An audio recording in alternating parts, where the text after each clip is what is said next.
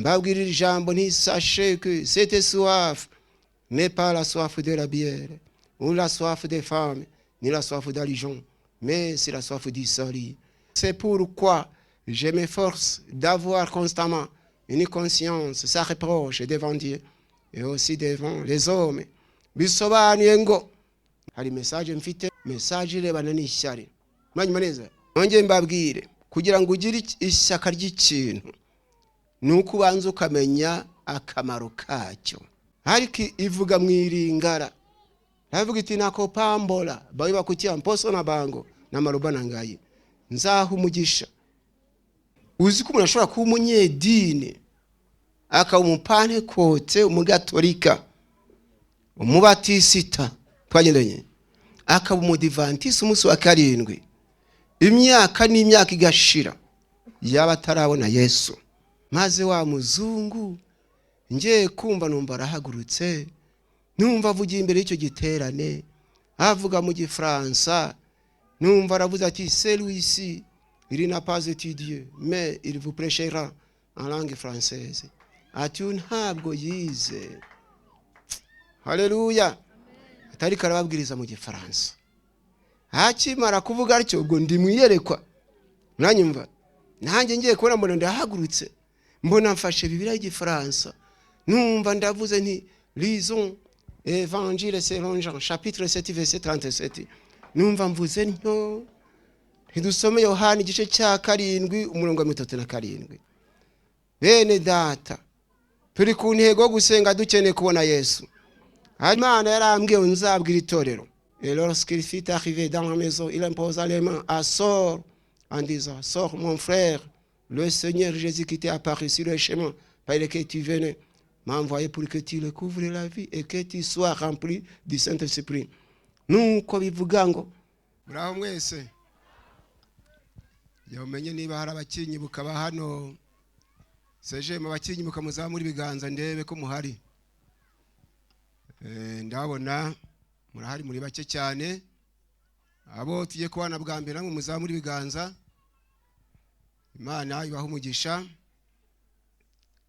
Mazina yanjye ni Twiyakabumbye Etienne nkuko nabwiye cyangwa Stefano. Toro ryacu ni rya Gasovu riba muri paroisse ya Rundoyi, akaba ari mu karere ka Rutsiro, ni mu ntara y'Uburengerazuba. Amena. Ndi pastori, ndi kuri itorero ariko ndi pastori w'umuhamagaro. Ndubatse mfite umufasha n'abana 6. Amena. Hanyuma nkorera Imana hirya no hino mu Rwanda no hanze yarwo aho Imana iciye inzira. Kandi hari iwacu Gasovu ejo nari nteranye n'itorero barambwiye ngo nzabasuhuze. Amena. Ye oya gumishaho nta kibazo. Nta kibazo gumishaho. Hanyuma mfite intashyo z'ahantu hatandukanye mu Rwanda rwacu ahantu henshi, intara zose nazivuzemo ubutumwa. Ntabwo njya kurondora buri paroisse. Nakoreye Imana ahantu henshi mu bihugu bitandukanye. Nakoreye Imana mu Burundi, nkorera Imana muri Mozambique, nkorera Imana muri Kenya, nkorera Imana muri Uganda, mvuga ubutumwa muri Kongo Kinshasa. Niko bampaga intashyo njya muri Tanzania. Amena. Ubwo hose bampaye intashyo. Igihe nagiye kuvuga ubutumwa no ku mugabane w'Uburayi, nza kuvuga ubutumwa mu bihugu 6. Ibihugu bingahe? 6. Nza guhera mu gihugu cy'Ubusuwisi, nyuma njya mu Faransa, nyuma njya muri Suède, njya muri Finlande, nza no kujya muri Denmark, hanyuma nza kujya no mu Bubiligi. Aho hose rero barambwira nzabahe intashyo. Intashyo zabere so muzakire. Haleluya. Hari izindi ntashyo mfite zo mu gihugu cy'Isirayeli. Mu Isirayeli cyakoraho nagiye mu ivuga butumwa, ariko nawe nibuka ko navuze ijambo ry'Imana turi mu bwato mu nyanja ya Tiberiya y'i Galilaya, ngo byumvikane rero ngo mu Isirayeli nahavugiye Imana, si byose? Ubwo rero twari mu bwato, ndibuka nkuko mwene data uyoboye yabivuze, baza kunsaba kuganiriza abantu ijambo ry'Imana. Twari abanyarwanda 11, ariko twari turi kumwe n'abantu batandukanye barimo abazungu n'abirabura batari abanyarwanda. Ubwo rero binsaba gukoresha indimi zitandukanye kugira ngo n'abatazi ikinyarwanda nabo bamenye ko hari Imana ishobora bingahe, ishobora byose.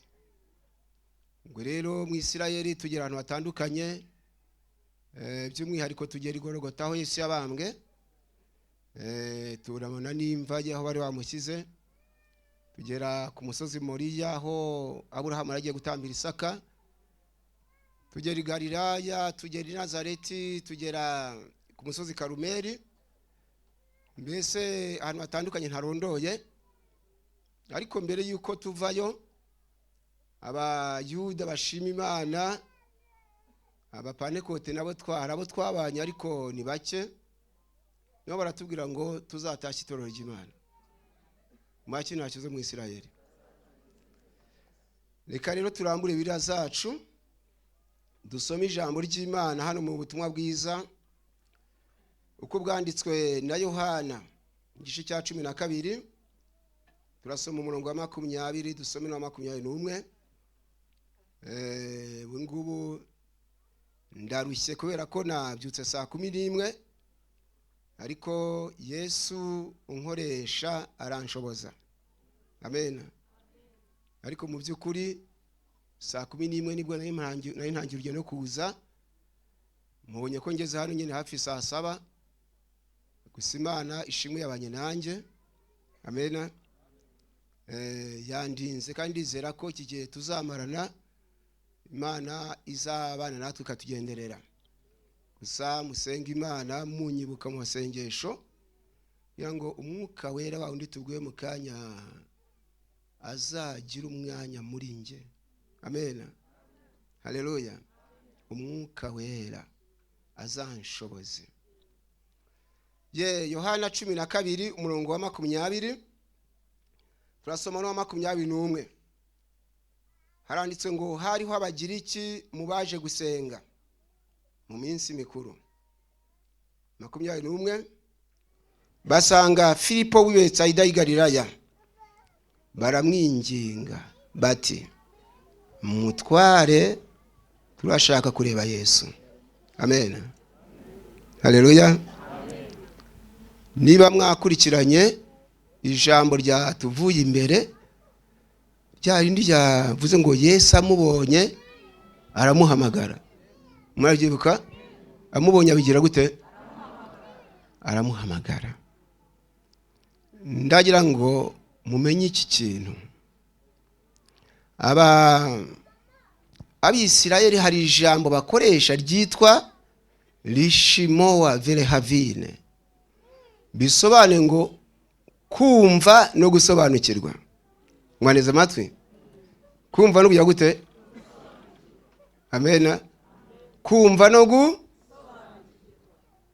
uriya muntu yari afite dayimoni itera ubumuga, yari amaze imyaka myinshi. Umukuru w'isinagogi amubona, nta bubasha yari afite bwo kumubohora ngo amukize uwo dayimoni, sibyo? Keretse Yesu ni ufite ubwo bubasha bwo kukiza uwo mudayimoni utera iki? Utera ubumuga. Uzi ko umuntu ashobora kumara imyaka mu itorero uwo dayimoni utera ubumuga na murimo, yaba tarabona Yesu akazarinda apfa ubwo bumuga bufite? Mwaneze amatwi? Uzi ko umuntu ashobora kuba umunyedini, akaba umupantekote, umugatolika, umubatisita, twagendanye, akaba umudivantisi umunsi wa 7, imyaka n'imyaka igashira, yaba atarabona Yesu kazarinda apfa dayimoni utera ubumuga akiri nawe. Mwanyumvise neza? Twagendanye.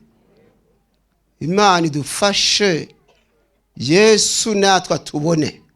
Amen. Haleluya. Kuko Yesu naramuka kubonye ariko nawe urabigiramo uruhare, sibyo? Bigaragara ngo muri iryo teraniro uriya muntu wari ufite dayimoni utera ubumuga iyo ataza, mbese Yesu ari kumubonara, ubwo nawe yagize uruhare rwo kuza muri iyo teraniro.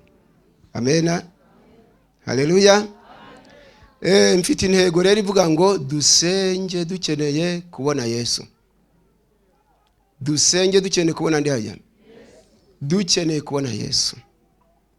Gusa ntarinjira mu busobanuro, ndajya mbabwire gusa abasanzwe banzi bo ubu batangiye kureba ati ni yakabumbye koko. Birumvikana n'abasanzwe banzi, sibyo?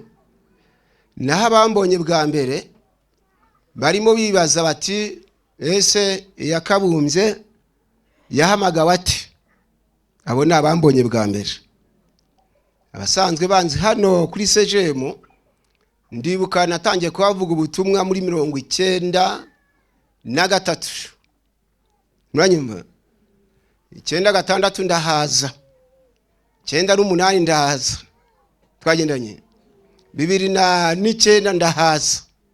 Wowe byumvikana ngo umubare munini mu bakera uranzi, ariko abaje vuba bo ntabwo banzi. Siko bimeze? Ndaje mbabwire rero, twahamagawe n'Imana imwe. Amen. Twahamagawe n'Imana, ariko nubwo twahamagawe n'Imana imwe, imihamagaro yo ntabwo ari imwe. Tukugendana, imihamagaro ntabwo ari imwe, kandi kubera ko imihamagaro atari imwe, ubwo no gukora kwacu si kumwe. Uwabanjije mwabonye ko yabaganirije agera aha, ubwo ni umuhamagaro we. Siko biri? Utuganirije buno we menya wenda ageza aha, ingeri ko hari asinda hagera. Muranyumva neza? Turi kugendana. Kuba aratageze hariya ntibivuze ko atatuganirije. Amen, haleluya. Nimba ngo twahamagawe n'Imana imwe, ariko imihamagaro yacu iratandukanye. Niyo mpamvu muzabona umuntu nk'abaganiriza, birashoboka ko mwene data impamvu avuze ngo bampereze iriya agenda yagiraga ngo nateguye, ariko ibyo nandikaga ni ibyo batuganirizaga batwigishaga. Amen. Ubwo yaratekereje ko nateguye, nkaba ngiye kwifashisha aho nagize gute, aho nateguye. Turugendana. Hari ushobora kubaganiriza rero mukabona afite ahantu yanditse, uko agenda baganiriza yifashisha aho yanditse, kandi nawe ni umukozi w'Imana. Murabyemera? Nawe ni umukozi w'Imana. Hari n'ushobora gusoma ijambo rimwe akarisobanura nawe uko Imana imushoboje, nawe ni umukozi wande, nawe ni umukozi w'Imana. Hari n'ushobora kubaganiriza akora hirya no hino, nawe uko nguko umubona ni uko nguko niko ateye nyene, nawe ni umukozi w'Imana. Kandi hari n'ushobora kubaganiriza ahagaze hamwe akarangiza atavuye mu byimbo, nawe ni umukozi wande. Abo bose rero mbabwiye, nibaramuka bakoze uko Imana ishaka, umurimo bazawuhemberwa. Amen. Ku ruhande rwanjye rero nimwumvise ijambo se mwene data yatubwiye ngo Imana itwitaho iyo dusenze nk'uko ishaka. Murabyibuka? Ubwo niyo dukoze nk'uko ishaka, Imana iratwumva n'ukuri. Bityo rero njyewe ku ruhande rwanjye nagira ubuntu ndi muto, natangiye kumva ijwi ry'Imana rimpamagara muri 68. Nari maze imyaka 7 mvutse, nabanaga na nyogokuru byara mama, nabaye imfubyi maze ukwezi kumwe mvutse. Imana se w'imfubyi kunda kombaho, kubera ko yari ziko nzayikorera, ikabona nahaseje mu nzahagera, nkavuga gukomera kwayo. Amen. Muri icyo gihe muri 68 ijwi ry'Imana ryarampamagaraga. Nyogokuru byara mama yakumva nditabye akagira ikibazo, ati ese wa mwana we uzisazira. Umuntu yitaba ntawe umuhamagaye. Nanjye sinabonaga icyo musubiza kubera ko ntari nzi ko ari Imana iri kumuhamagara. Muri icyo gihe naganirizaga abana bati ijambo ry'Imana, nkabaganiriza nkurikije ubwenge nari mfite. Cyakora ngeze muri 73 ntangira kugenda nganiriza abakuru n'abato uko Imana inshoboje. Amen. Muri 75 ndabatizwa. Murakunyumva neza? Yego, nukuvuga ngo hari indi dini nabayemo, nabatirijwe muri Panekote kugeza uyu munsi wa none ni mundi. Amen. Hanyuma rero kuva icyo gihe kugeza uyu munsi wa none uko Imana inshoboje nibundi mvuga ubutumwa bwiza. Uretse ko mfite icyifuzo cy'iherezo ryiza. Twagendanye. Icyifuzo cy'iki? Hari abo tugisangiye bifuza iherezo ryiza nkanjye muzamura ibiganza. Amen. Muri 2012 niyumvisemo ijambo. Hari mu kwezi kwa 8. Ntabwo ari iyerekwa, naryiyumvisemo mu mutima. Niyumvamo ijambo rivuga ngo ntihaba gutangira neza, ahubwo haba kurangiza neza. Mwabyumvise neza? Ntihaba kugira gute? Ahubwo haba kurangiza neza. Numva iryo jambo rigize imbaraga muri nje, nsanga hari abantu twabanye mu itorero muri ya myaka yanjye, tubana mu itorero bashima Imana, tubana mu itorero ari abakozi b'Imana, tubana mu itorero ari abaririmbyi. Ariko uyu munsi wa none bakaba batagihagaze muri uwo mwanya. Bamwe bakaba barabaye abasambanyi, bandi baba basinzi, muranyumva, bandi baba bajura. Ubwo byumvikana ngo baratangiye, ariko gusoza kwabaye kubi. Suko meze kwabaye umubona turi gukora umurimo nyine harimo kwitanga. Ni wacu dufite urusengero turi kubaka, twebwe racyari mu madirishya. Birumvikana tuzashyiraho imbaraga nyinshi. Namwe kandi ahabigeze hatambutse imbaraga nyinshi. Ariko ikitonderwa, ubu hari abashyizeho imbaraga, baramutse batabaye maso, ugasanga imbaraga zihindutse ubusa, nta ngororano babonye kubera ko badashojeje neza. Bene data, twaratangiye n'ibyo, ariko dusaba Imana imbaraga zo kuzasoza neza. Amen. Nkaba ngira nkumenera ibanga. Niwumva usenga ukumva umwuka wera aramanuka, kumva uraririmba biracamo, ujye wibuka ko ari itangira, ko atari iherezo. Wanyumvise neza? Noneho nunanezerwa, ugira aho ugarukira, ariko ni itangira. Wanyumvise neza? Niki?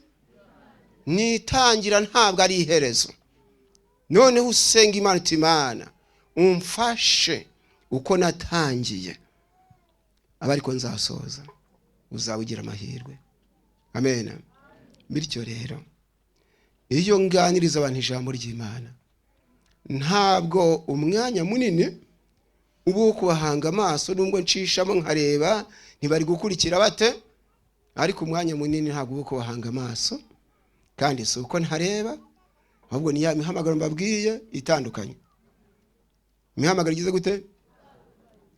Iyo maze kumva ijambo ry'intego umwuka wera yarishyize muri nge, ijambo ndarisoma, nyuma yo kurisoma muri nge hagasigaramo undi murimo wo gusenga Imana, nyigisha inama, ntese Imana, kugira ngo abantu barusheho kumva neza iri jambo, ndisobanure nte. Ariryo jambo mabwiye mu Ruheburayo bita lishimo wa verhavine, écouter et comprendre mu Gifaransa. Bisobanuye kumva no gusobanukirwa. Amen. Kumva no gute? No gusobanukirwa. Kandi burya kugira ngo gusobanukirwa kubeho nuko haba gusobanura. Mwanyumva? Nuko habaho kugira gute? Umva. Uti gusobanuza. Oya. habaho gusobanukirwa ariko habayeho gusobanura. Mwabyumvise neza? Hatabayeho gusobanukirwa kwabaho, ubwo ntabwo bishoboka. Ubwo ndagira ngo nanjye mumfashe mu nsengere umwuka wo gusobanura. Amen. Nanjye mfasha mbemo nsobanure, maze mumenye mutima dushaka wiki. Siko bimeze? Amen. Ubwo rero muri cyaje ubona mbombetse amaso, n'uwo mwanya mba mfashe mbangisha Uwiteka inama. Imana abantu basobanukirwa njyewe nkoze iki. Amen. Muri cyaje ndi kugisha Uwiteka inama rero, nibwo ushobora kumva mvuze ngo dusomaha ntarambuye Bibiliya. Ibyo rero nabyo ntibigutangaze, ku Mana byose birashoboka. Mwabyemera? Ni Imana yabyishakiye, nta ruhare nabigizemo, ni ubushake bw'Imana ihamagara. Kandi kuva ari Imana yabyishakiye, icyubahiro ni icyayo. Amen. Ndagira ngo dukomeze n'intego yacu rero, kwaguya ngo babandi bambonye bwa mbere bansobanukirwe, noneho mbaganirize mwamaze kumenya. Amen. Tumaze kumva ijambo rindi rero, naryo nge ntekerejeho, ntabwo nzi niba mwese mwaritekerejeho, ariko ngiye kubabwira. Amen. Mwene data aratubwiye ngo umukunzi w'Imana akwiriye kuyisengera mu gihe yabonerwamo.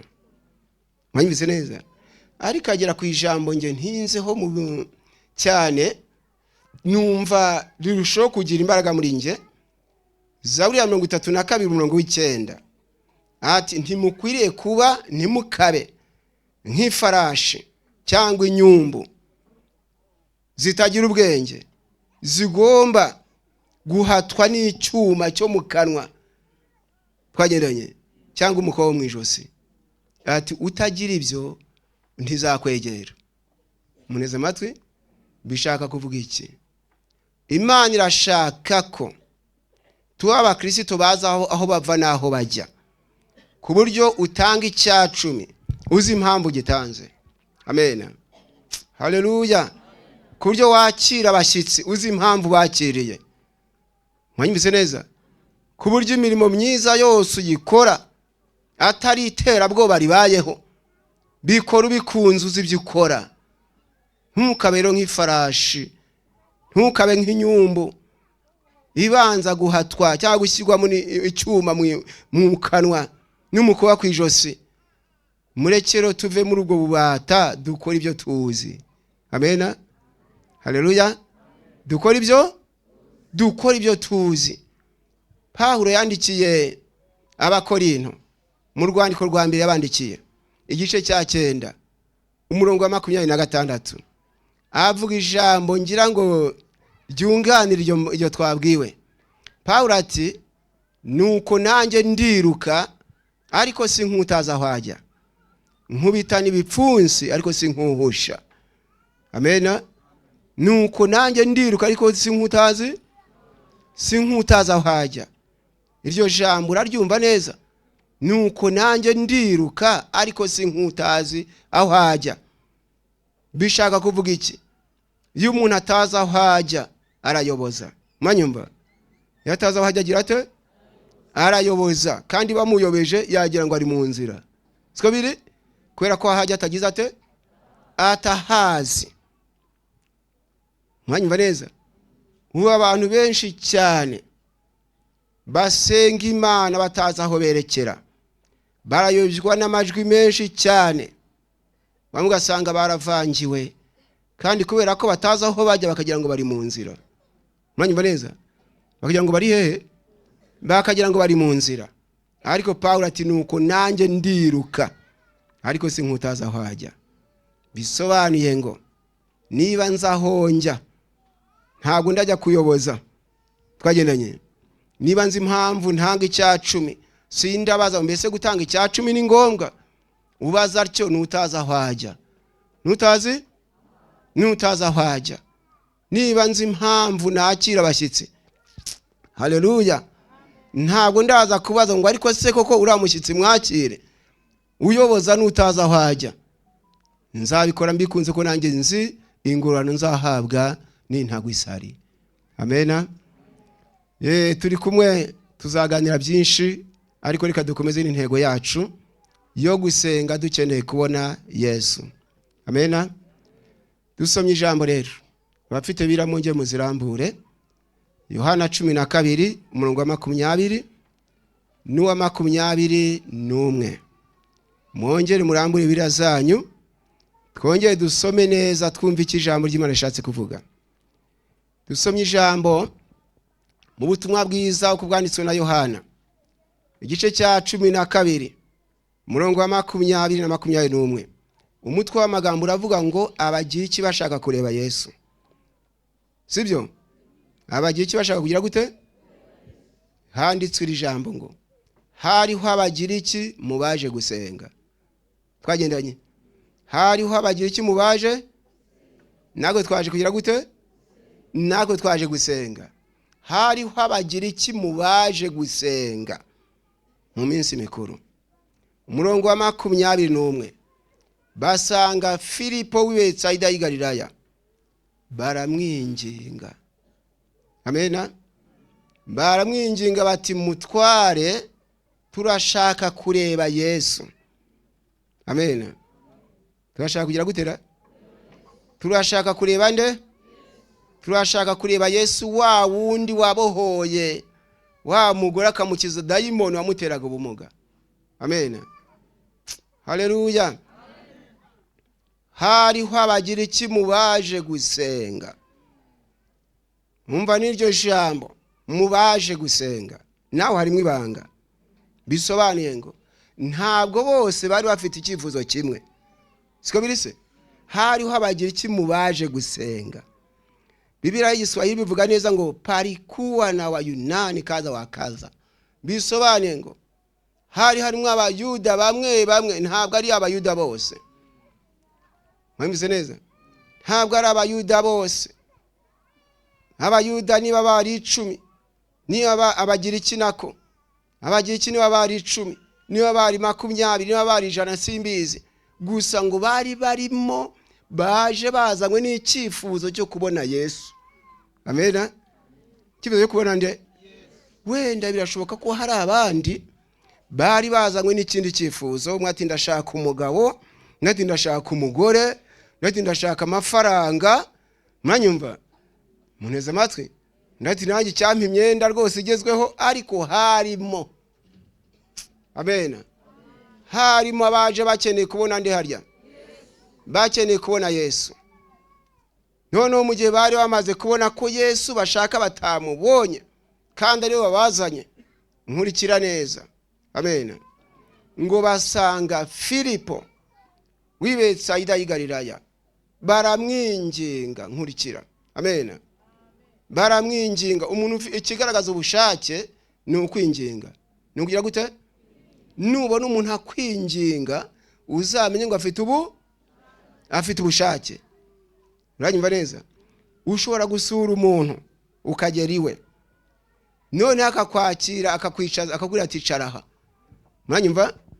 Ni ukuvuga ngo uwo muntu rero iyo nta bushake burimo bukwakira, ashobora kwiyerurutsa, niko se ko ngira ngo ugende uriye, mbese ahari urihangana. Twagendanye. Wanyumvise neza? Iyo umubwiye uti yewe rwose nje ndiye ndahaze ntugire ikibazo, niba ari uko nta kibazo da, ni kuko muri we nta bushake bwarimo. Twagendanye. Ariko umuntu ufite ubushake, naho wamubwira ngo urahaze, yakubwira ati rwose umbabare ntushaka ukoremo na kabiri ariko nkugireho umugisha. Amena. Haleluya. N'abari abagira iki bari bafite ubushake bwo kubona Yesu, ngo baramwinginga. Siko dusomye? Bagira gutera? Baramwinginga bati mutware, turashaka kureba Yesu. Kubera iki bashatse kureba Yesu? Nongeye mbabwire, kugira ngo ugire ishyaka ry'ikintu nuko ubanza ukamenya akamaro kacyo. Amena. Kumenya akamaro?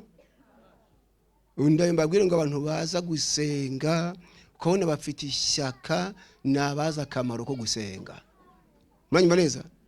Nabaza akamaro ko gusenga burya nabifuza kubona Yesu nabaza akamaro ko kumubona. Amen. Haleluya. Iyo umuntu amaze kumenya akamaro ko kwakira abashyitsi we hajya asenga Imana ati Imana ungire neza wanyoherereza umushyitsi nkamugiraho umugisha, kuko yamaze kumenya akamaro ko kwakira abashyitsi. Nje ndabizi umubona mpagaze imbere yanyu namaze imyaka 12 mvutse muri 73 nza gusoma ijambo ry'Imana rirankuza rigiraho rimvanira naho ringeza. Amen. Nza gusoma ijambo ry'Imana muri Zaburi 112 nsoma umurongo wa 4 n'uwa 5 twagendanye nsanga handitswe iri jambo ngo abatunganye umucyo wavira mu mwijima nguvira ugira imbabazi n'ibambe agakiranuka. Hahirwa ugira imbabazi akaguriza abandi agakora imirimo y'uburyo butunganye.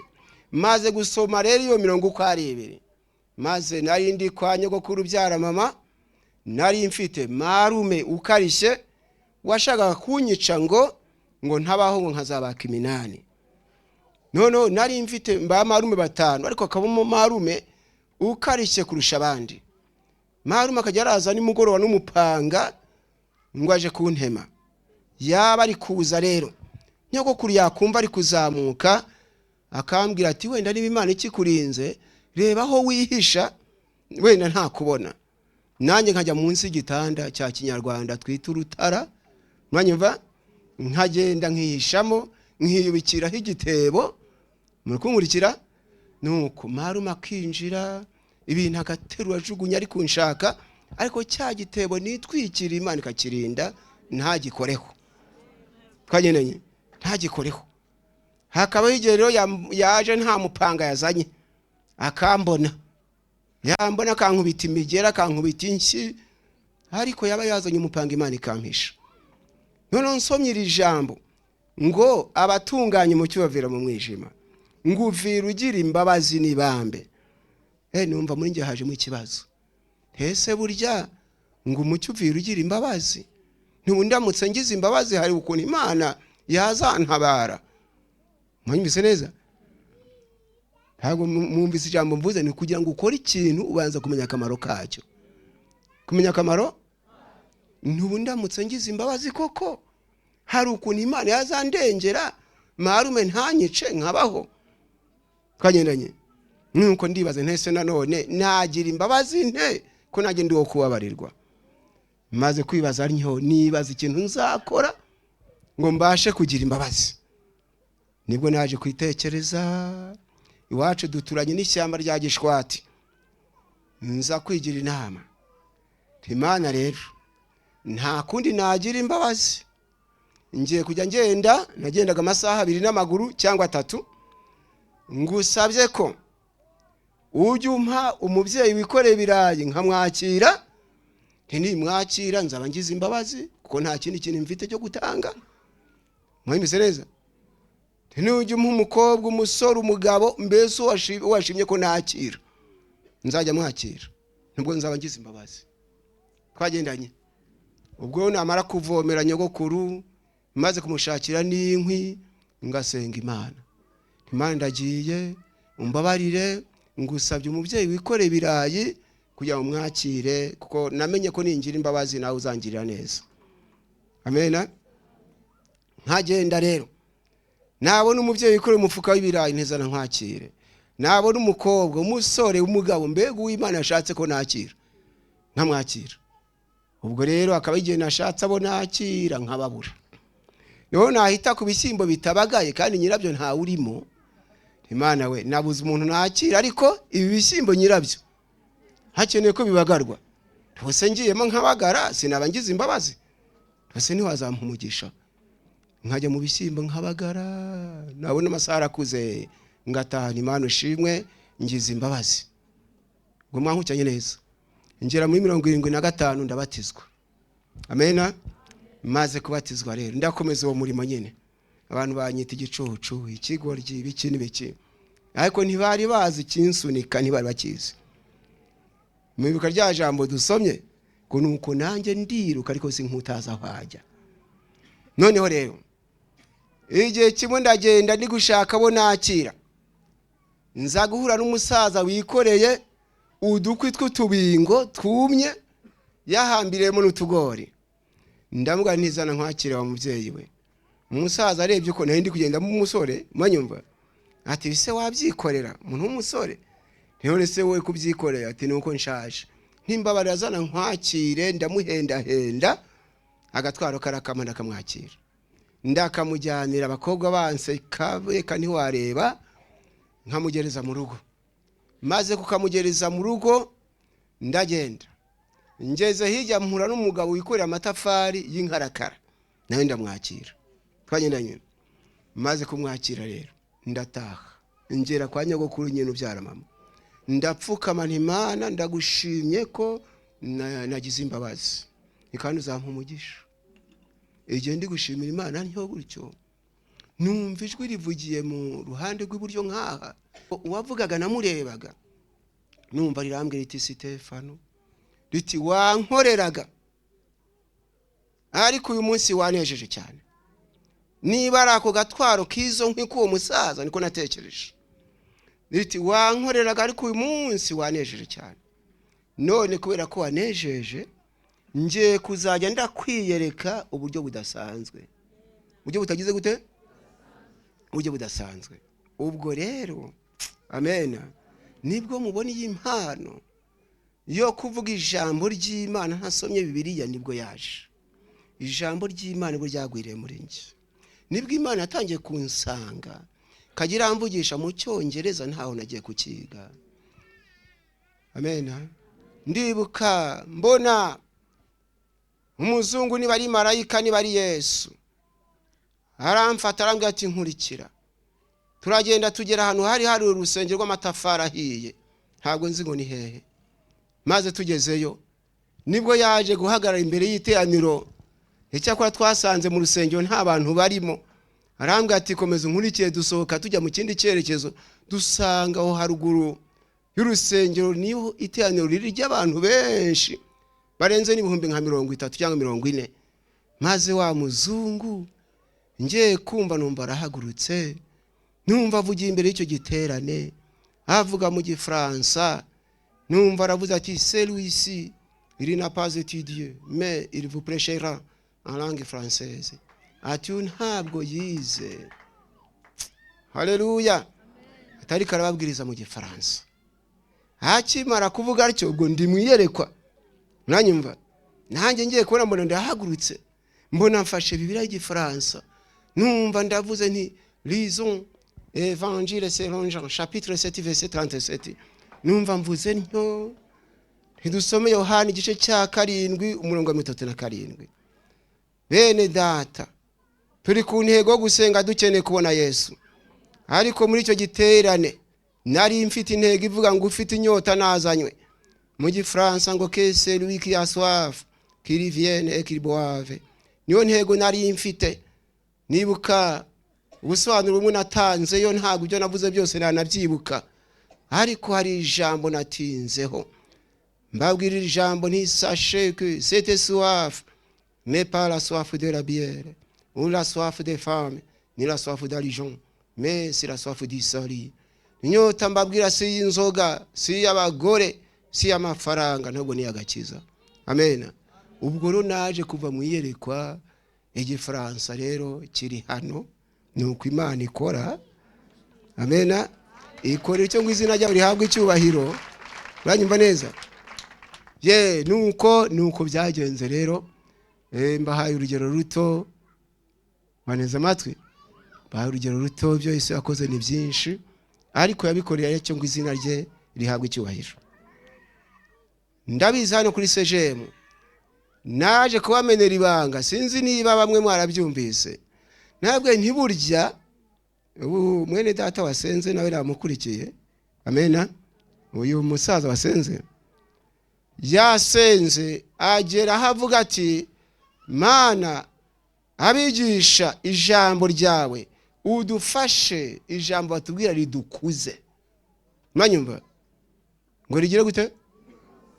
Ridukuze. mu byo dusabwa rero dusabwa no gukura. Amen. Dusabwa no gukura. Haleluya. Ndabizi nagwe ntiburya rero inzu igira ikiramisha. Iyo ushaka ko inzirama ugomba kumenya mbese ndubaka ahantu nditaho ahantu ndashyira imbaraga cyane ni hehe kugira ngo iyi nzu izarame. Twagendanye inzu izagira gute? Izarame. Uranyumva neza? Ndayo nkumenera ibanga wunteza amatwi ushaka ko inzirama. Amen. Mbwira n'abakozi b'Imana bagenzi banje n'abanyamasengesho abantu mufite impano z'umwuka wera n'umukristo ushaka kurama mu gakiza. Amen. Kurama he kugeza ubwo azamera nka wa muririmbyi ati nje ndi umukristo nzahora ndiwe mu bintu byose ngeze kugupfa. Iyo ushaka ro kwinzu wubakirama mbere na mbere ushyira imbaraga muri fondation mu musenge. Mwanyumva? Amen. Hehe mu musenge muri fondation ugomba kuhashyira imbaraga. Hanyuma kandi ahandi hantu ugomba kwitaho ni mu gisenge. Mwanyumva? Kugisenge nawe ukashyira imbaraga. Igikuta mureba kiramutse kibuze fondation ntago cyarama. Reka da. Irangi nubwo ari ryiza, irangi ritera inzu gusa neza, ariko irangi ntiramisha inzu. Mwumvise neza? Irangi ryaramisha inzu. Reka da. Waye nkurikanye neza? Fondation rero ikintu kiramisha umukozi w'Imana. Fondation mbere na mbere ni ikintu bita kwicisha bugufi. Icyo mwanyumva kugira gute? Hanyuma wamara kugira imbuto yitwa guca bugufi ugasaba Imana nanone guha agaciro ijambo ry'Imana. Amen. Ijambo ry'Imana ukaryitaho cyane nka wa muririmbyi ati mwami vuga nanjye ndumva nguteza amatwi. Twagendanye ugaha agaciro ijambo ry'Imana. Umubona guhimbaza Imana ni irangi. Uranyumva? Ni irangi. Nyamara gutanga icya-10, kwakira abashyitsi, mwanyumva? Kwitanga ku murimo w'Imana ni igikuta. Amen. Ni iki? Ubwo rero turasabwa kubaka ariko tukagira fondation yitwa guca bugufi n'ijambo ry'Imana.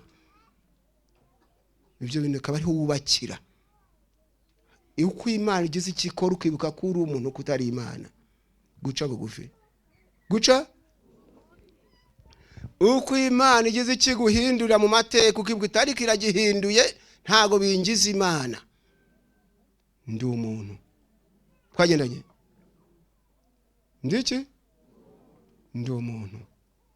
Iragukoresheje usenge umugwayi arakize ariko uri umuntu. Ntibira kugira Imana. Wanyumvise neza?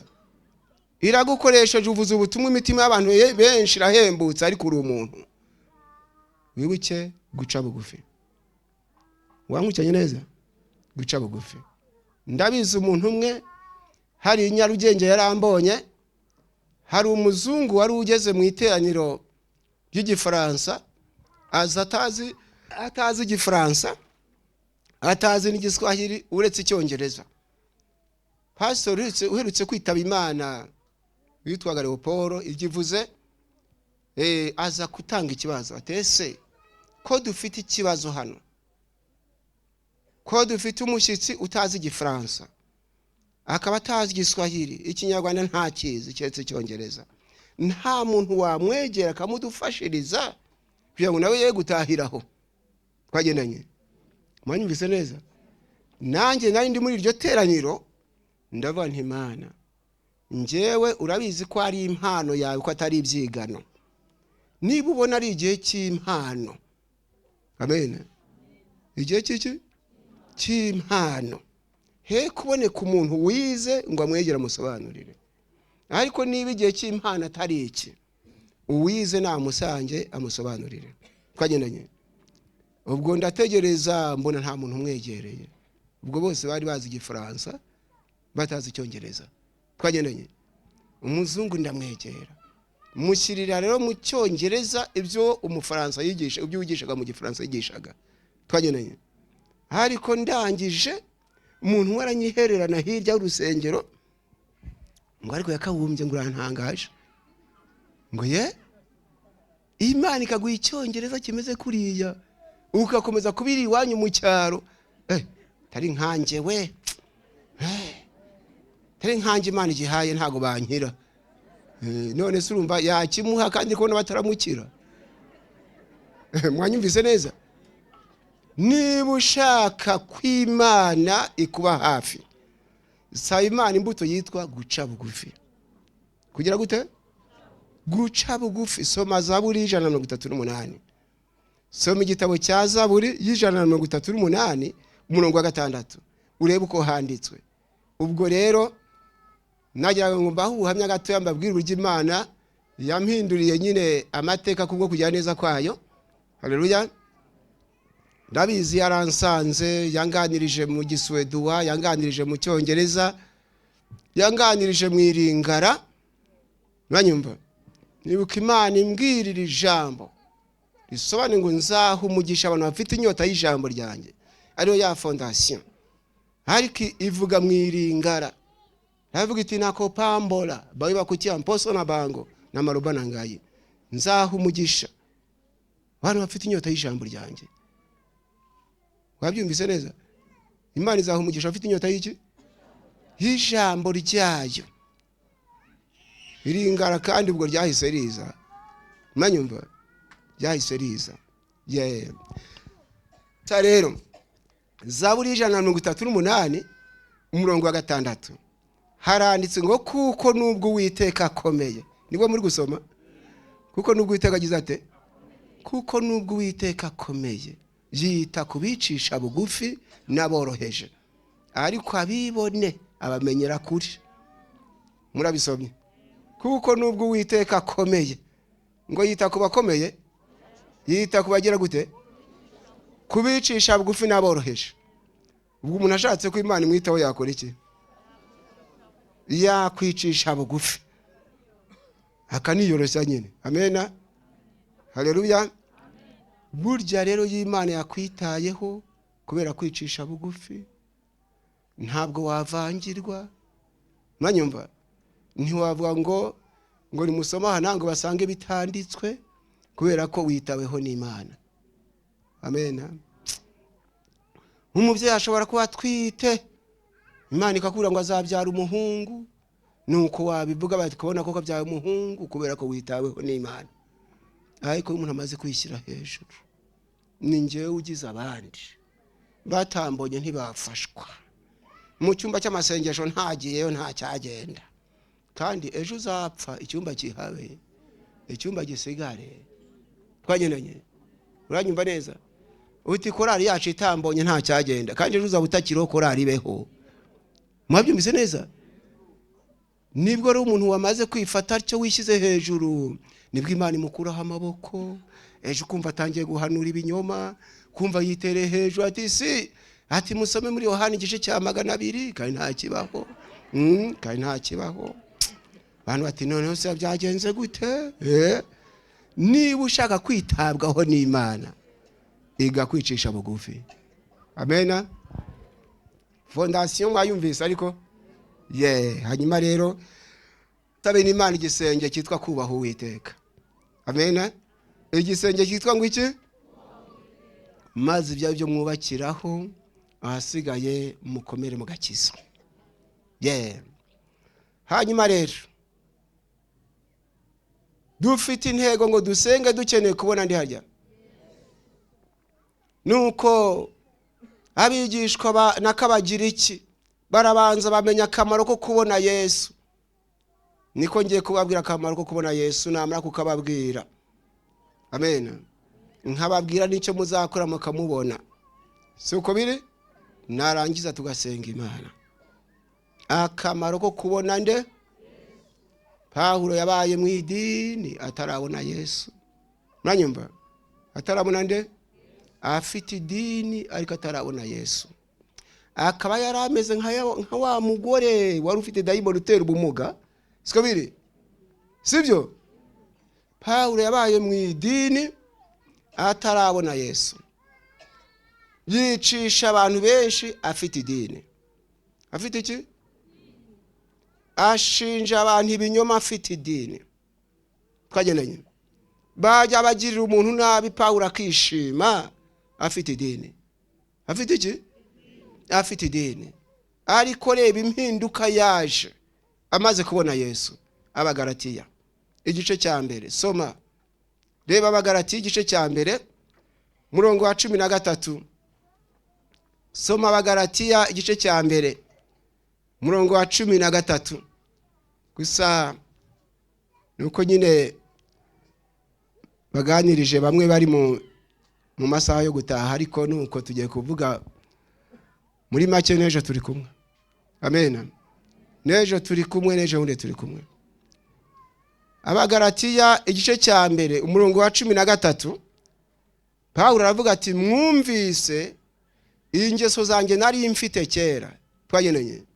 Yari afite mwumvise ingeso zanjye nari mfite kera ngikurikiza idini y'Abayuda. Muri kubona namwe ngo agikurikiza ikira idini se ntimwumva ko yari ayifite? Sibyo ra?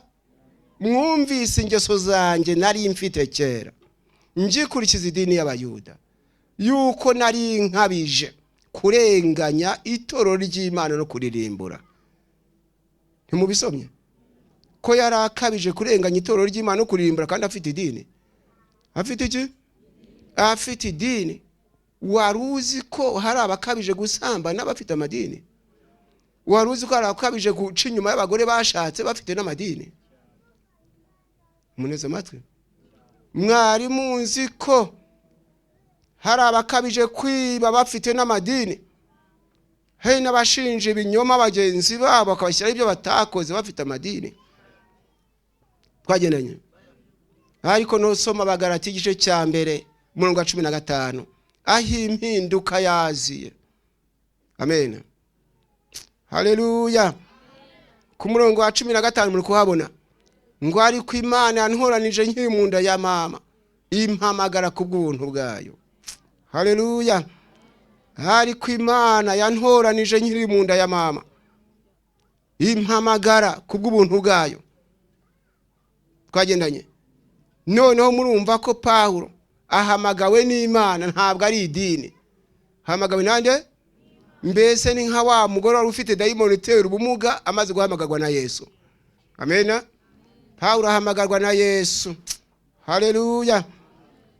Ngo ariko Imana yantoranije nkiri mu nda ya mama impamagara ku bw'ubuntu bwayo. Biblia y'Igiswahili kabivuga neza ngo lakini Mungu aliyenitenga tangu tumboni mwa mama yangu akaniita kwa neema yake. Ngo ariko Imana yantandukanije n'abandi nkiri mu nda ya mama impamagara ku bw'ubuntu bwayo. Amen. Yamuhamagaye iterero. Ibyakozwe n'intumwa igice cya 9. Yamuhamagaye ite. Kurikirana cyane wihuse. Ndashaka kutanga inama y'ukuntu Pawulo yahamagawe. Namara kutanga iyo nama nyuma nkababwira n'icyo tuzakora Yesu tukamubona ubundi tugasenga. Amen. Haleluya. Ibyakozwe n'intumwa igice cya 9 murongo wa 17. Mwahageze ku murongo wa 17 handitswe iri jambo ngo Ananiya aragenda yinjira mu nzu amurambikaho ibiganza. Nibyo amurambikaho iki?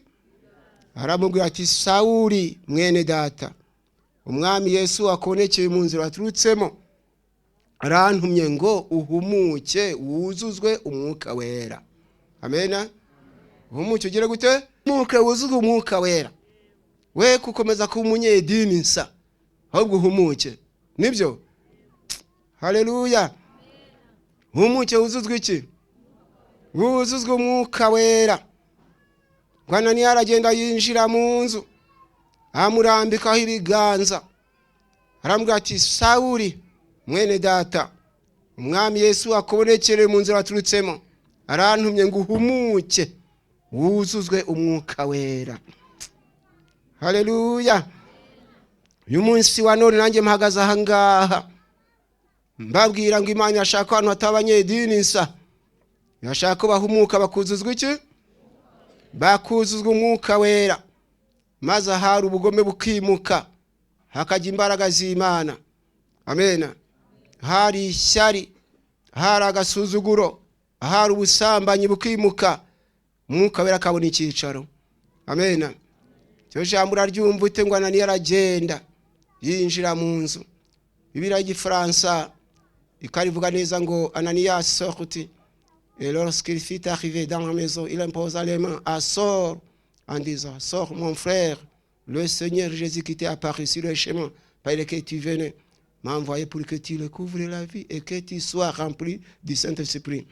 Nuko bivuga ngo Ananias sortit, ngo Ananiya arasohoka, et lorsqu'il fut arrivé dans la maison, il imposa les mains à Saul en disant: Sors mon frère, le Seigneur Jésus qui t'est apparu sur le chemin par lequel tu venais m'a envoyé pour que tu recouvres la vie et que tu sois rempli du Saint-Esprit.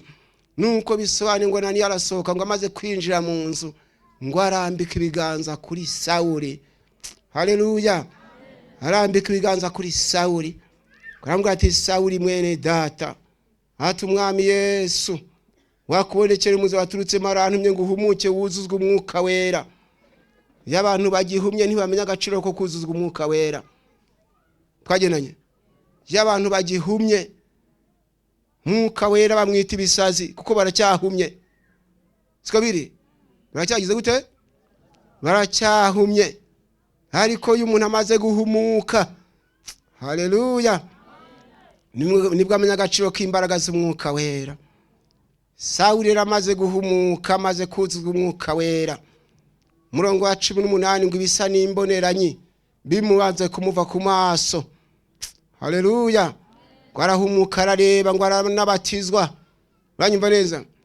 Nyuma yo guhumuka amaze no kuzura umwuka wera, ngo ibisa n'imboneranyi biva ku maso ye, arareba, amenya agaciro ko kubatizwa. Amen. Haleluya. Harabatizwa. Semwaneza amatwi. Ngo agira ate? Harabatizwa.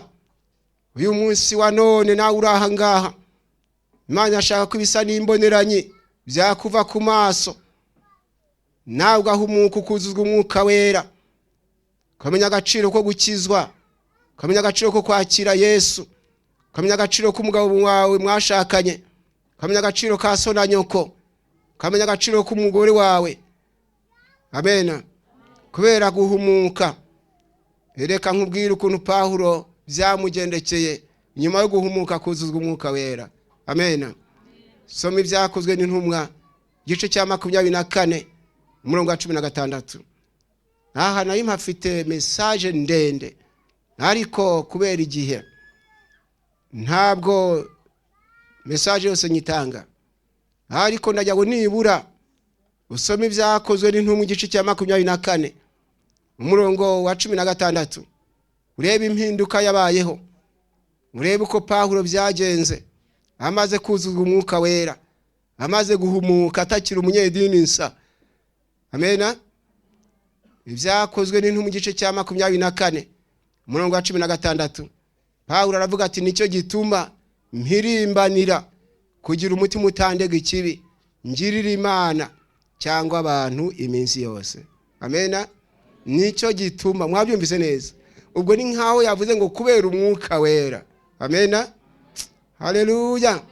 Kubera ko namaze guhamagarwa n'Imana, ntakira umunyedini, nkaba narujijwe umwuka wera, nicyo gituma mpirimbanira kugira umutima utandega ikibi. Amen. Ngirira Imana cyangwa abantu iminsi ngahe? Iminsi yose. Iyo umuntu amaze kuzuzwa umwuka wera, hari igengesera ngo atagira uwabera igisitaza. Haleluya. Yaba yafashe ideni agakora uko ashoboye kose akaryishyura kugira ngo abashe kutabagaho n'umugayo. Yaba ari umugabo ati Imana umfashe, dore namaze kwakira agakiza, ejo umugore wanjye atanyumvaho kumuca inyuma kubera iki? Umwuka wera uri muri we. Amen. Haleluya. Ko nicyo gituma mpirimbanira kugira umutima utandega ikibi, ngirira Imana cyangwa abantu iminsi yose. Biblia y'Igiswahili bivuga neza ngo nami ninajizoweza katika neno hili niwe na dhamiri sio na hatia mbele za Mungu na mbele ya watu siku zote. Bisobanuye ngo ndakora imyitozo ndi kwimenyereza. Amen. Ngo ari kugira ate? Ari kwimenyereza. Yaramenyereye kugira urugomo, yaramenyereye gutukana, kurenganya abantu. None yahinduye imyitozo. Amen. Yahinduye iki? Yahinduye imyitozo, ari kwimenyereza kugira umutima utagira icyo umushinja imbere y'abantu n'imbere y'Imana. Amen. Oh, nusoma Biblia y'Igifaransa uzasanga ivuga ngo c'est pourquoi je m'efforce d'avoir constamment une conscience sans reproche devant Dieu et aussi devant les hommes. Bisobanuye ngo nicyo gituma nihatira mu Gifaransa. Nukwihatira. C'est pourquoi je m'efforce d'avoir constamment une conscience sans reproche devant Dieu, aussi devant les hommes. Nicyo gituma nihatira kugira umutima utagira inshinja imbere y'Imana, imbere y'abantu. Haleluya. Iminsi yose Imana ibafashe toro ry'Imana, Mwuka wera abone icyicaro mu mitima yacu, biriki imyitozo ihinduke. Bari bamenyere kurakara bakarara batariye, imyitozo ihinduke, bamenyere kwicisha bugufi no kwihangana no kubabarira. Amen. Haleluya. Bari bamenyere kugira amahane, bari bamenyereye kumva umushyitsi akomanze bakumva ni ikigeragezo, bitoze kumenya agaciro k'umushyitsi. Amen. Imana ibafashe kunyumva neza. Ndagira ngo rero mbabwire icyo tuzakora Yesu akatwiyereka tukamubona. Amen. Tukamubona. Tuzakora iki rero?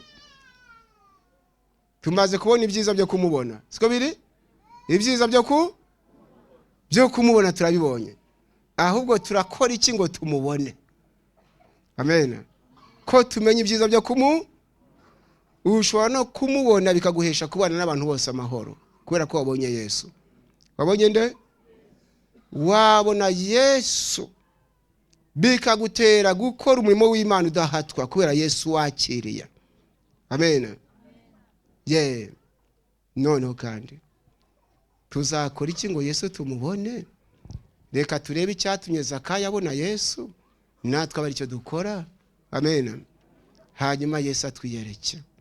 Dusome Luka igice cya 19. Zakayo yakoze iki kugira ngo abone Yesu? Luka igice cya 19 turasoma umurongo wa 8 n'uwa 9. Ni iki Zakayo yakoze kugira ngo abone Yesu? Nitumara kubona icyo yakoze, buri wese nicyo arahirimbanira gukora kugira ngo nawe abone Yesu. Amen. Abone Yesu atari idini nsa, ahubwo abone Yesu. Luka igice cya 19 umurongo wa 8 n'uwa 9 handitswe iri jambo ngo maze Zakayo arahaguruka abwira umwami Yesu ati, dore databuja umugabane wa kabiri w'ibintu byanjye nkuha abakene. Ati kandi n'umuntu wese nambuye ndamurihakane. Murabisomye? Inzira yo kubona Yesu. Amen. Inzira yo kubona nde? Inzira yo kubona Yesu. Haleluya. Uyu murongo wa 8 ndagira ngo wongere usome. Maze Zakayo arahaguruka abwira umwami Yesu ati, dore databuja umugabane wa kabiri w'ibintu byanjye nkuha abakene. Ati kandi n'umuntu wese nambuye ndamura kangahe? Ku murongo wa 9 amaze gufata umwanzuro Yesu amubwira ngo iki? Umwami Yesu aramubwira ati, uyu munsi agakiza kaje muri iyi nzu. Amen. Kuko nawe ari umwana wa Aburahamu. Haleluya. Ngiye inzira yo kubona Yesu. Nukubanza kumenya icyakuzitira cyatuma utamubona ukakihana. Kabuti uko biri kose nari mfitiye ingeso ndayihanye. Zakayo yumvise umutima umushinja. Ntabwo Yesu yakunda ko mubona nkiri umwambuzi. ndabyihanye. Amena. Haleluya. Ntabwo Yesu yakunda ko mubona nkibona abakene nkabona nta gaciro mbahaye. Twagenanye.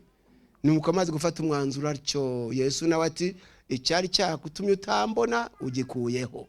Siko biri ati umunsi agakiza kaje muri iyi nzu. Imana ishimwe. Ngiki cyo ugomba gukora. Kwibaza ati mbese ikintu gituma nanjye numva ari idini nsamfite, numva mu by'ukuri nta kindi kintu kinsunika, mbese ni impamvu ki? Reba icyabaye inzitizi, niba ari ugutukana, niba ari ubusambanyi, niba ari ukwangana, niba ari ishyari, hari message mfite ngomba gutanga, nzayitanga nanone mu ikindi gihe. Message irebana n'ishyari. Manyuma neza. Irebana n'iki? Irebana n'ishyari. Nukuri ba Kristo mwe. Imana yarambwiye nzabwira itorero ngo irashaka kubona itandukaniro hagati y'inzu yayo n'andi mazu. Manyuma neza.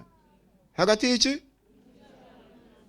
Inzu yayo n'andi irashaka kubona itandukaniro. Iyo message igihe cyayo muzayumva. Irashaka kubona itandukaniro hagati y'inzu yayo n'andi mazu. Bisobanura ngo irashaka kubona itandukaniro hagati y'umukristo n'umupagani. Siko biri? Hagati y'umukristo n'umuki? Ntabwo Imana ishaka ko abapagani bagira ishyari ngo n'abakristo bagira ishyari. Mwanyumva? Mwaneze amatwi? Ntabwo ishaka ko abakristo bavangura amoko nk'abapagani.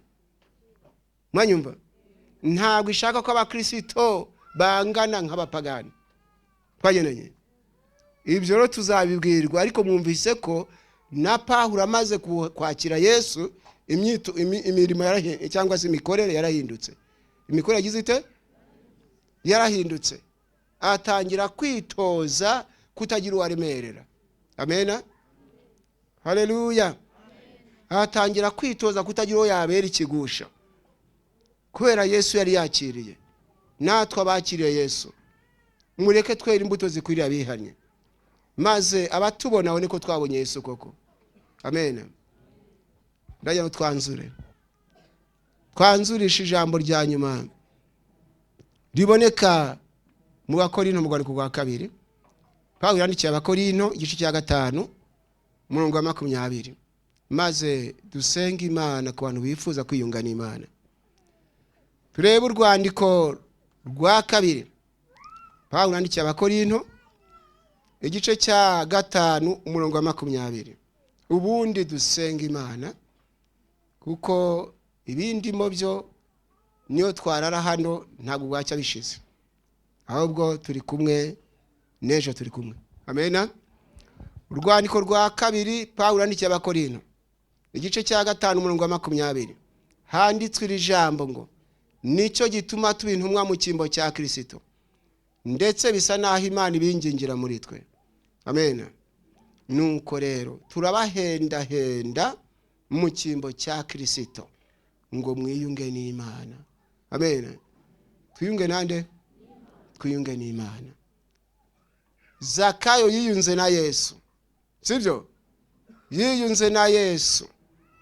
Ati ndabizi ko utanyiyereka nkiri umwambuzi arihana. Siko biri? Ndabizi ko nkireba abantu nkabareba niseseme, nitwaje ubutunzi mfite, ndabizi ko nta kubona nk'umwami. Nibwo avuze ati dore databuja umugabane wa 2 w'ibintu byanjye nk'abakene. Ati kandi n'umuntu wese nambuye ndamuri hakane. Amen. Yesu yumvise icyo Zakayo akoze, yumva aramukunza ati uyu munsi ndarari wawe, kandi agakiza kaje muri iyi nzu. Ndagira ngo twiyunge n'Imana. Muhaguruke twiyunge n'Imana. Muhaguruke abiyemezwa n'imitima yanyu. Twiyunge n'Imana. Bw'Imana Imana ndashaka ko nanjye utambaraho umugayo watuma utanyereka. Muwakubona nanjye mbonekemo. Kandi amen. Haleluya. Mwibuke ya fondation n'igisenge. Mwibuke ko kwicisha bugufi ari umusingi uzaduhesha kurama mu gakiza. Mwibuke ko kubaka ku ijambo ry'Imana hari ibizadukomeza kugeza kugupfa, ariko mwibuke n'igisenge cyitwa kubaha Uwiteka. Ibyo ukora byose ujye ushakira Imana icyubahiro. Amen. Haleluya. Ujye ushakira Imana icyubahiro, ntaba ari wowe ukishakira. Uramenye ntugakora ibintu ushaka kumenyekana. Uranyumva neza? Uzajye ukora ushaka ko amenyekana Imana. Amen. Ko amenyekana nde? Ko amenyekana Imana. None se iri jambo dusomye mu Bagalati igice cya mbere umurongo wa 13 ngo mwumvise ingeso zanjye nari mfite ngikurikiza idini y'Abayuda. Mbese ahari wowe ntabwo wumvise ingeso ufite kandi ufite idini n'izina rya Gikristo rifite? Mbese urumva kubw'iyo myitwarire, kubw'izo ngeso, erega na Zakayo ntabwo ari Yesu wamubwiye ngo ihane kwambura, yabyemejwe n'umutima we. Yabyemejwe n'iki? Naka kanya rero uwakumva umutima umwemeza, ariko se ko ngewe iyi myitwarire koko ni ya Gikristo cyangwa ni ya gipagani? Koko izi ngeso mfite abantu duturanye babona ndi umukristo cyangwa babona ndi uwo hanze? Wakumva ijwi rikomanga umutima we, akumva yakwegera hano hafi ahangaha, ndashaka amasengesho y'umwihariko, Imana igahindura imikorere yanjye. Yemejwe n'umutima yaza ahangaha, wemejwe n'umutima yawe, umukobwa, umusore, umugabo, wumva yasengerwa ati Imana ashaka impinduka. Amen. Ugashaka iki? Ninde wifuza impinduka ngo tumusabize hano yemejwe n'umutima wadahatwa, abikuye ku mutima, ijwi ry'Imana karyumvira bati ndashaka impinduka. Ngwino numva ijwi ry'Imana hinangira umutima. Ngwino niwumva Yesu akwemeza atari ko se koko ntacyo wumvise, banguka uce bugufi ubwire Yesu ati ndaje naye nshaka impinduka. Aho ku munyedini nsa nshaka impinduka. Pawulo ati mwumvise ingeso zanjye nari mfite. Mbese ni nkaho yavuze atabitwaza amadini, ati nanjye nabanje kuba mu idini ariko ntaho ntani n'abapagani. Nanjye nabanje kuba mu idini ndi wo hanze nk'abandi, ariko ngize amahirwe Yesu arampamagara. Uyu munsi nawe Yesu araguhamagara akaba ati ngwino nawe haboneka impinduka. Hahandi mu muryango wawe, muri famiye yawe haboneka impinduka, ababyeyi babona impinduka, umugabo wawe, umugore wawe abona impinduka. Pawulo amaze kumva ijwi ry'Imana rimuhamagara, ibisa n'imboneranye byari ku maso bimaze kuvaho, ngo ahindura imikorere. Aravuga ati nicyo gituma mpirimbanira kugira umutima utandega ikibi, ngirira Imana cyangwa abantu iminsi yose.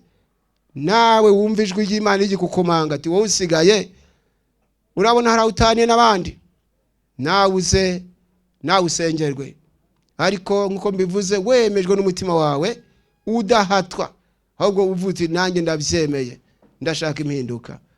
Kandi dusabe nibundi umuyobozi w'itorero azasengera abantu bapfukamye kugira ngo impinduka koko ibashe kuboneka. Nyuma ndaza gusenga Imana, nsengera abantu bakeneye iriya fondation ifite imbaraga na kiriya gisenge, ndetse bishoboka ngo natwe tubashe kubona Yesu koko atari idini nsa. Witeka abane n'umukozi w'Imana, abane n'umukozi we. Reka dusenga Imana ariko dutuje twese, twongere tubitekerezeho kugira ngo ubone Yesu no kugira ibyo uhindura mu buzima bwawe. Yego. Pawulo yari afite idini, ariko nyuma yaho aza gufata icyemezo. Reka dusengere abangaba bafashe umwanzuro ukomeye, uhereye uyu munsi mwemere kuyoborwa n'Umwuka Wera. Reka tubasabire imbaraga. Yego. Mana ishobora byose turagushimiye, ni wowe uhamagara abantu bawe bakakumva. Ijambo ryawe rifite imbaraga nyinshi zo guhindura umuntu agahinduka. Niyo mpamvu aba bagabo bumvisha ijambo ryawe baraje. Niyo mpamvu aba bakobwa bumvisha ijambo ryawe, aba babyeyi, abasore, turagushimiye ko ijambo ryawe rigera ku mitima yacu. Aba baryakiriye reka rigira umumaro mwinshi muri bo, reka ibintu bihinduke. Mana ishobora byose, bibwiraga ko bakuza ariko basanze batakuzi, barashaka kukubona. Igihe Zakayo yakubonye yahise ahindura gahunda z'ubuzima bwe bwose, agambirira gusubiza abo yari yarambuye, agambirira kugukorera neza kuko yari akubonye. Kubera ko abana bo bakubonye, gira ibyo uhindura mu bugingo bwabo, gira ibyo uhindura mu mitima yabo, bahindura ibyaremwe bishya. Kandi ibyo bikorwa n'imbaraga z'ijambo ryawe. Uhereye uyu munsi ariya majwi bajyaga bumva aceceke, ariya yabajyanaga mu byaha aceceke, ariya yabajyanaga kure yawe naceceke, ariya yabajyanaga mu bibi naceceke. Ijwi ryawe ryumvikanire muri bo, ijwi ryawe ribahindure, ijwi ryawe rikora imirimo n'ibitangaza muri bo.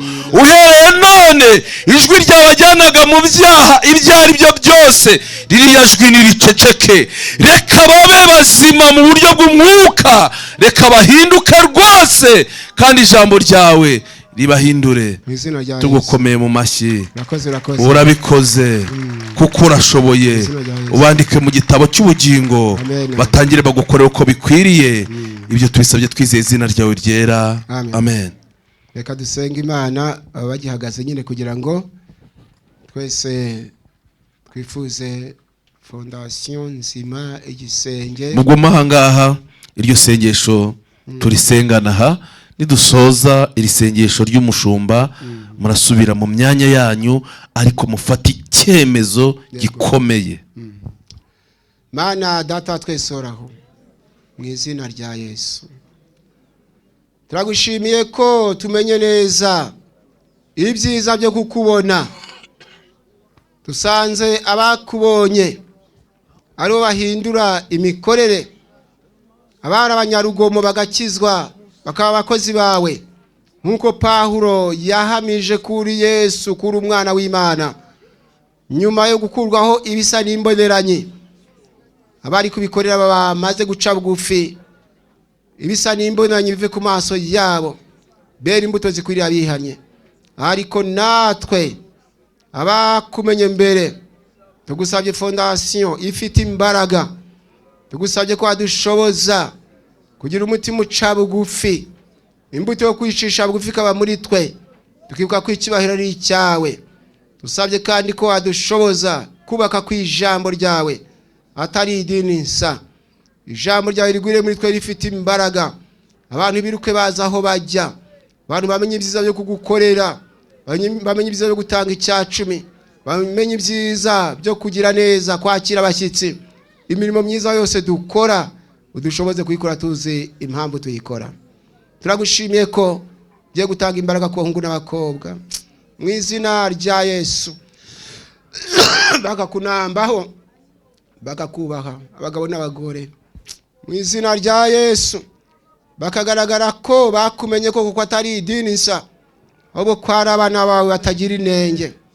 Ushimwe cyane kugiye kudufasha, maze inyubako yacu igakomera kugeza ubwo tuzajya ku byasezeranijwe. Tugushimiye ibyo dukoreye, tukuragije n'ibiri imbere. Dusenze twizeye izina rya Yesu, amen.